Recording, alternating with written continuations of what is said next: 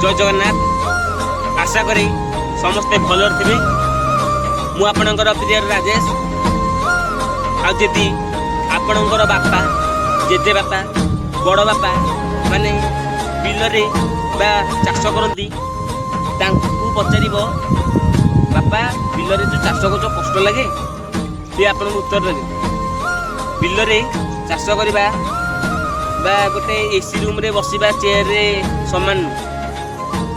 जो मैंने खरा दर चाष कर कष्ट बुझा गले गोटे चाषीर पुओ ही बुझीपार। आपको अनुरोध करुँची वीडियो किए स्किप करंतु नहीं। ये वीडियो को लाइक फॉलो करंतु।